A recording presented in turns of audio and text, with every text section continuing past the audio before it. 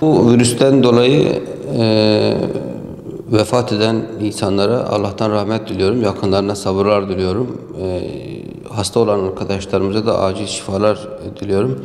Zor bir süreçten geçiyoruz. Bu süreç içerisinde bakanlığın EBA TV'yi ortaya atması ve ortaya koyması gerçekten bu arıza ve sıkıntı günlerinde çok güzel bir şey oldu, uzaktan eğitimler. Sanırım bakanlık internet de veriyor velilere ulaşabilsinler diye, fakat birçok veli internet üzerinden ulaşamadığını söylüyor. İnternetten ulaşamayanlar EBA TV'den, yani TRT'nin EBA TV altyapısından ulaşabiliyorlar rahatlıkla.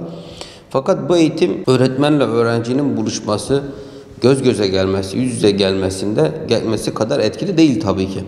Bir öğretmenin öğrencisine aktarabileceği, verebileceği bütün bilgileri EBA TV'de sadece bir ekranda 20-25 dakika bir öğretmenin sadece öğrenciyle, yani duygusal bir bağ olmadan sadece ekrandan yansıtması, öğrencinin sadece o öğretmeni ve o bilgileri tahtada, ekranda görmüş olmasıdır. Başka bir şey değildir.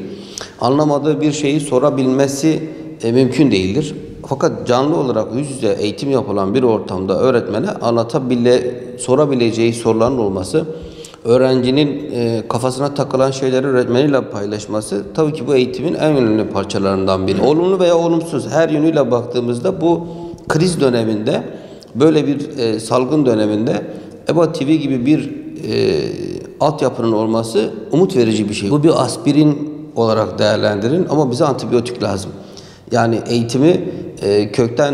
eğitimin daha kaliteli işlenebilmesi için bu bir aspirin. Bence buradaki amaç şu: öğrenciyi eğitimden koparmamak, eğitim sürecinden koparmamak. Yoksa EBA'nın vermiş olduğu temel mantık öğrencinin kaldığı yerden devam etmesi değildir. Ben çocuklarla beraber izliyorum, benim kendi çocuklarımla. 20 dakika, 25 dakika sadece öğretmen oradan okuyor. Yani anlattığı değil, sadece okuduğu metinler var. Çocuk da oradan takip ediyor. Bu çok verimli mi? Hayır, verimli değil. Ama bu günlerde çocuğun eğitimden kopmaması adına olumlu bir şey diyebiliriz. İlk kurulduğu dönemde çok iyi olması mümkün değil. Zaten bekleyemezsiniz. EBA'nın da altyapısının çok uygun olmadığını düşünüyorum bu işlere. TRT'den verilmeseydi, zaten bakanlık şöyle bir açıklama da yaptı biliyorsunuz. EBA TV'den takip etme olanağını niye verdi? Çünkü internet çökebilir. İnternet sisteminden ulaşılamayan yerler olabilir. Ulaşamayan öğrenciler, veliler olabilir. Bu yüzden EBA TV'yi kurdular zaten. Oradan devreye girdi. Şu an altyapı olarak da çok verimli bir zeminde olduğu düşünülemez tabii ki.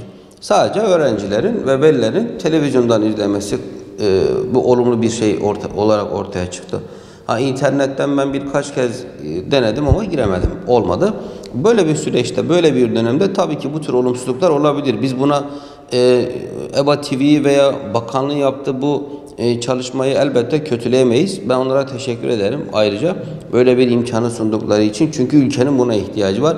Düşünün ki bu yok, EBA yok ve altyapısı yok veya böyle bir şey yok. Bu çocuklar okuldan uzaklaştıkça, EBA TV'de olmasa, bu da olmasa, internet yoluyla da ulaşım sistemi olmasa, çocuklar zaten, bu bir tatil değil, uzaktan eğitim, zorunlu bir şeydi bu. Çocuklar tatil olarak göreceklerdi. Ve eğitim kökten çökecekti. Yani çocuğun eğitimi çökecekti. En azından EBA TV'den çok rahat bir şekilde çocuk öğretmeni dinleyebiliyor. Mesela özel okullar bu işi çok güzel götürüyor. Nasıl götürüyor? Mesela öğretmenleri velileriyle kontak kuruyor. İletişime geçiyor. Diyor ki sabah 9'da herkes, öğrencilerim diyor, sabah 9'da EBA TV'nin başında olacaklar. Ve bize diyor bir fotoğraf, bir video, her neyse, çocuğunuz o an televizyonla veya internetle, her neyse, EBA TV'nin başında mı değil mi, bunu bana göndereceksiniz, ben yoklama alıyorum diyor. Diyelim ki 25 tane öğrencisi var. 25 tane öğrenciden 16 tane fotoğraf geldiği zaman 16'sının derste olduğu, gerisinin olmadığını anlayabiliyor. Şimdi devletteki okullarda bunu yapabilirler mi bilmiyorum ama bu sınıf öğretmenin veya o derse giren öğretmenin kendi öz kabiliyetiyle alakalı ya da iştiyakıyla alakalı bir şeydir. İstidadıyla alakalı bir şeydir. İsterse öğrencilerine bir WhatsApp grubu kurabilir ya da herhangi bir şekilde ulaşabilir. Sizi her sabah ders başladığında, saat kaçta başlıyorsa, diyelim 11'de veya 10'da, o saatte orada olduğunuza dair ekran görüntüsünü bana gönderin dese, 30 tane öğrencinin 30'u da gönderse ve 25'i gönderse, zaten öğretmen bu işi başarmış demektir.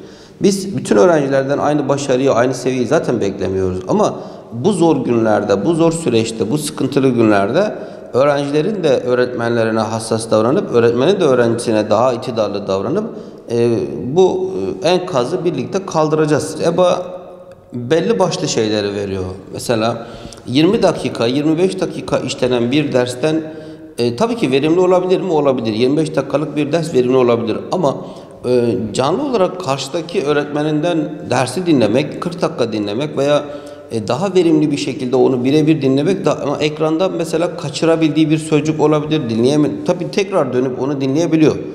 Akşam onun bir şeyi vardır, tekrarı var. Fakat EBA TV'nin ana sayfasına girdiği zaman o dersleri tekrardan dinleyebiliyor. Yüklenmiş olan derslerdir onlar, zaten dinleyebiliyorlar.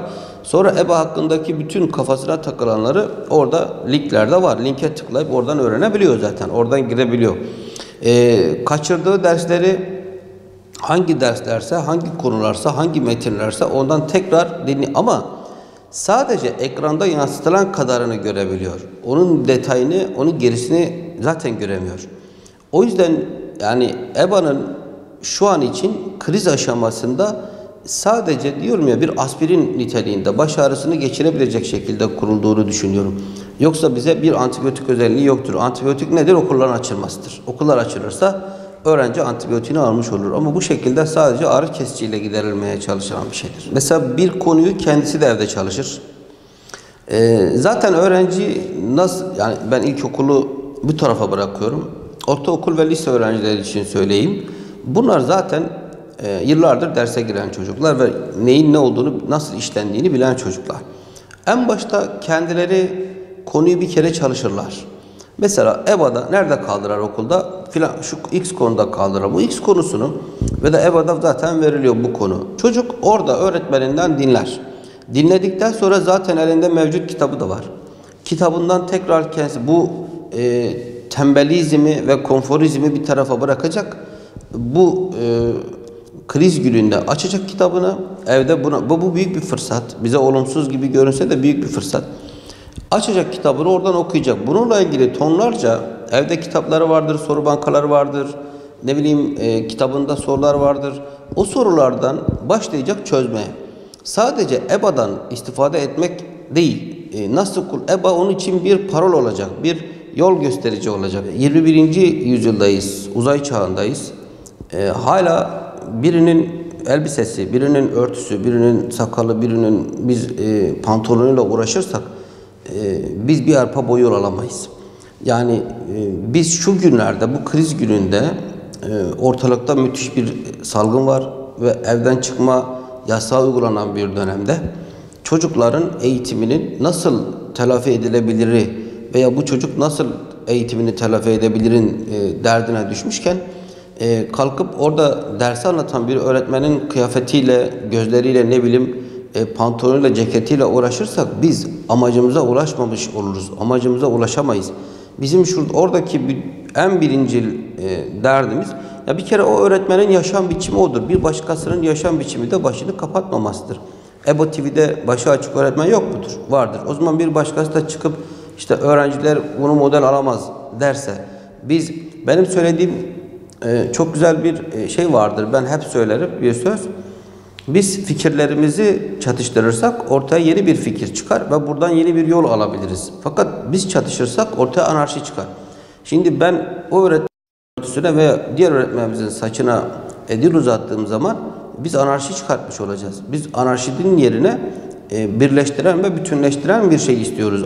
EBA TV'de başı açık öğretmenimiz de vardır, kapalı öğretmenimiz de vardır. Ama herkes şu an amacına hizmet etmeli. Şu an amacımız nedir? Çocukların eğitiminin geri kalan kısmını tamamlamak. Bunu nasıl acilen yerine getirmek? Yani ben çok saçma buluyorum bu tür şeyleri. Yani değil sadece bu başı kapalı olan öğretmen için, başı açık olan bir öğretmene de bir başkası aynı şeyi yapsaydı ben yine rahatsız olurdum. Aynı tepkiyi yine gösterirdim. Şu an birinci derdimiz eğitimi kurtarmak.